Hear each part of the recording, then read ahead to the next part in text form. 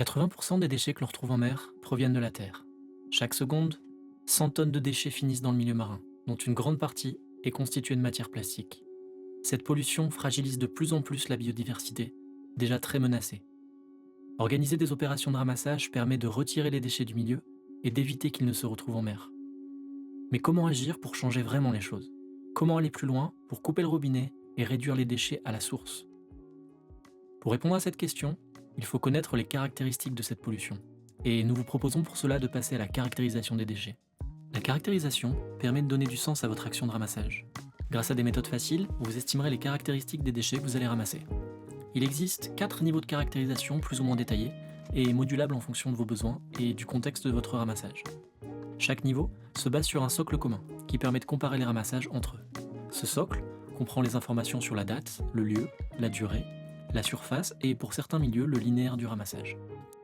Ce contexte, ajouté au volume par matériau, constitue les informations minimum requises, c'est le niveau 1. Pour les niveaux suivants, s'ajoute la mesure des poids par matériau et le comptage de certains déchets indicateurs.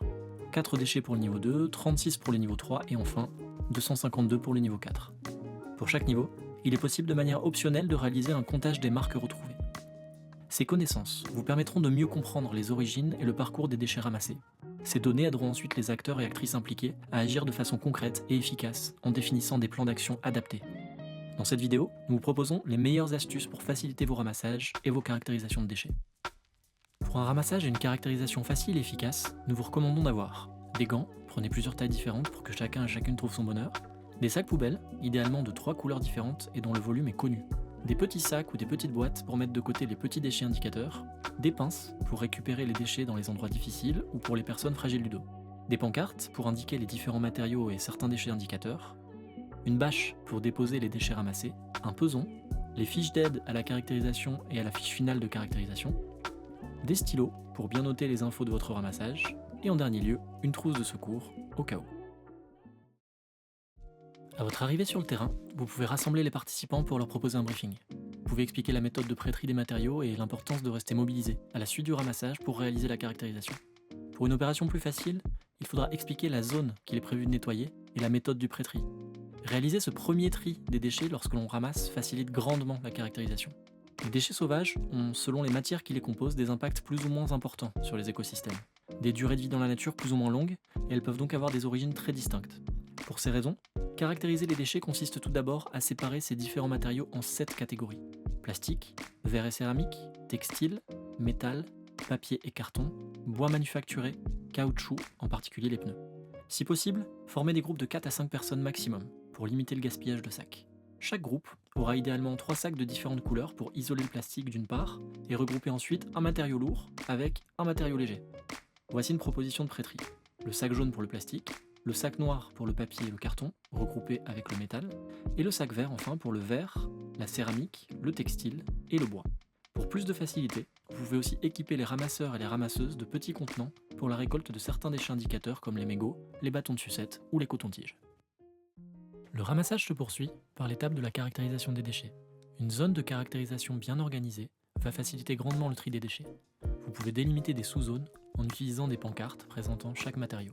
Les déchets volumineux qui ne rentreraient pas dans un sac sont stockés dans une zone dédiée et, si possible, triés par matériau. Une bâche peut également être utilisée si le terrain le nécessite. Lorsqu'un groupe de ramasseurs et de ramasseuses termine, il apporte son ou ses sacs dans la zone de caractérisation. Selon le niveau de caractérisation choisi, les informations demandées concerneront les volumes et les poids par matériau et un nombre de déchets indicateurs. Dans la zone de caractérisation, séparez, si besoin, les matériaux récoltés et sortez des sacs les déchets indicateurs que vous allez compter. Pour le niveau 2, les bouteilles plastiques, les bouteilles en verre, les canettes en métal et les pneus. Si vous le souhaitez, vous pouvez aussi compter les mégots, le déchet indicateur star des ramassages. Pour le niveau 3, 36 déchets indicateurs sont listés, mais rassurez-vous, il est rare de récolter ces 36 déchets au cours d'un même ramassage. Après avoir compté les déchets indicateurs et éventuellement les marques, vous pouvez maintenant estimer les volumes et le poids des sacs par matériau. Pour estimer le volume, c'est facile. Il vous suffit de connaître le volume des sacs utilisés et d'en déduire le taux de remplissage. Pour un sac de 100 litres, rempli à moitié, nous aurons donc 50 litres de déchets. Pour le poids, nous vous conseillons d'utiliser un peson muni d'un crochet pour facilement y pendre le sac. Réalisez cela pour chaque matériau de façon séparée. Attention, assurez-vous de bien avoir pris en compte les volumes et poids des déchets indicateurs isolés pour le comptage. Par exemple, une fois les canettes comptées, regroupez les biens avec les autres déchets métalliques ramassés pour estimer le poids et le volume du matériau métal. Pour guider le relevé de ces données lors de l'opération, des fiches terrain sont téléchargeables sur la plateforme.